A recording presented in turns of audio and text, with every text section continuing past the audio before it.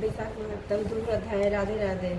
नारद जी बोले, हे राजन, बैसाख के समान कोई महीना नहीं है, समयुग के समान दूसरा युग नहीं है, वेद के समान शास्त्र नहीं है, गंगा जी जैसा कोई तीर्थ नहीं है, जलदान के समान दूसरा दान नहीं है, और भार्य के समान दूसरा सुख नहीं है, खेती जैसा कोई धन नहीं है, और जीवन के समान कोई लाभ नहीं है, उपवास जैसा दूसरा तप नहीं है, दान जैसा सुख, और दया के समान दूसरा धर्म, और धर्म तथा नेत्रों के समान कोई ज्योति नहीं है, भोजन के समान कोई तृप्ति, खेती के समान कोई व्यापार, धर्म के समान कोई हितकारी मित्र नहीं, और सत्य के समान कोई यश नहीं, आरोग्य के समान कोई हर्ष, केशव के समान कोई रक्षक, माता के तुल्य संसार में कोई पवित्र नहीं।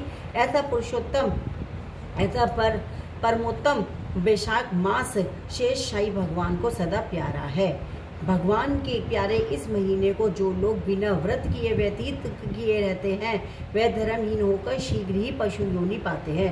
उनका कुआं बावड़ी बनवाना, बगीचा लगवाना आदि सभी धर्म व्यर्थ है, उनका कुछ फल नहीं होता। जो मनुष्य बैसाख मास में नियम पूर्वक भोजन आदि करते हैं, वे विष्णु भगवान के सायुज्य मुक्ति को अवश्य प्राप्त होते हैं, इसमें संदेह नहीं है। संसार में अनेक प्रकार के दान और व्रत है, परंतु उनके करने से शरीर को अत्यंत परिश्रम होता है, उनसे संसार में बार बार जन्म लेना पड़ता है। परंतु बैसाख मास में केवल स्नान कर लेने से ही प्राणी आवागमन से छूट जाता है। जब सब दान करने से जो पुण्य होता है, संपूर्ण तीर्थों में स्नान करने से जो फल मिलता है, वह सब बैसाख में केवल जल दान करने से ही मिल जाता है। जिसमें जल दान करने की सामर्थ्य ना हो, वह ऐश्वर्य की परीक्षा रखने वाले दूसरों से कहकर जल दान करावे। यह कर्म भी सब दानों से अधिक है। तराजू के पलड़े में सब प्रकार के दान और दूसरे जलदान रख कर तोले तो जलदान ही भारी निकलेगा। जो यात्रियों के लिए प्याऊ लगाकर जलदान करता है, वह अपने करोड़ों कुल का उद्धार कर विष्णु लोक को जाता है। हे राजन, प्याऊ लगाने से देवता, पितर और ऋषि सब निसंदेह अत्यंत प्रसन्न होते हैं। जो प्याऊ लगा थके हुए यात्रियों को संतुष्ट करता है, उसमें ब्रह्मा, विष्णु और शिव सब देवता प्रसन्न होते हैं। जो जल की इच्छा हो तो जल दान करे, छाया की इच्छा हो तो छतरी दे। हे राजन, जो विजन की इच्छा रखता हो तो बैसाख में पंखा दान करे। जितने दान बताए हैं उनमें जल दान, छत्र दान और पंखा दान सब में उत्तम है। इन्हीं का दान बैसाख में अवश्य करना चाहिए। जो बैसाख के महीने में कुटुंबी ब्राह्मण को जल से भरा घड़ा नहीं देता, वह चातक की योनि पाता है। जो प्यासे महात्मा को शीतल जल पिलाता, उसे हे राजेंद्र 100 राजसूय यज्ञ करने का फल मिलता है।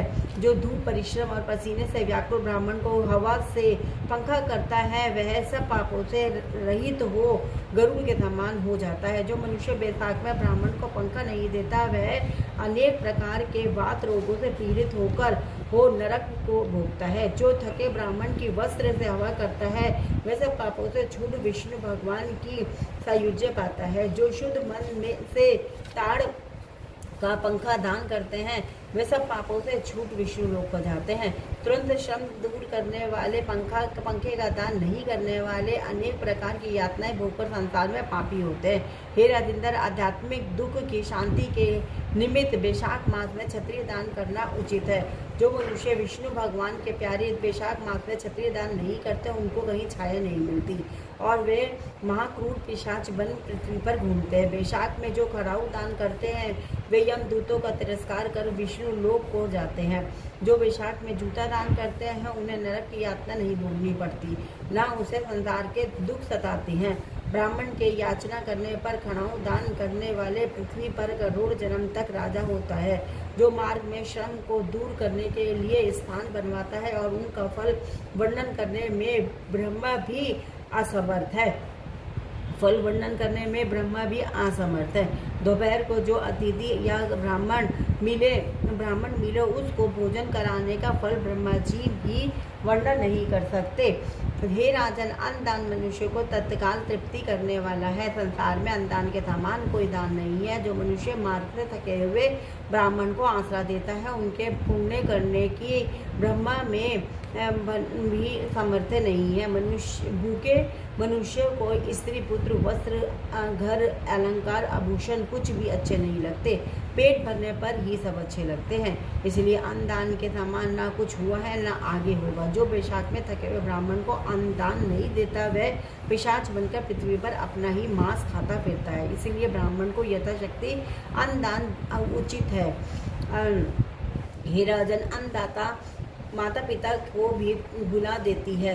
वह दानी ही को अपना सर्वस्व समझने लगता है। इससे त्रिलोकी में सब अन्न की ही प्रशंसा करते हैं। माता पिता तो केवल जन्म देते हैं, परंतु पंडित लोग संसार में अन्न के दानी को ही पिता कहते हैं। हे राजन, अन्नदाता सब धर्म निवास करते हैं। हरे कृष्ण कृष्ण कृष्ण हरे हरे, हरे राम राम राम हरे हरे, राधे राधे। ओम कालेश्वर महादेव।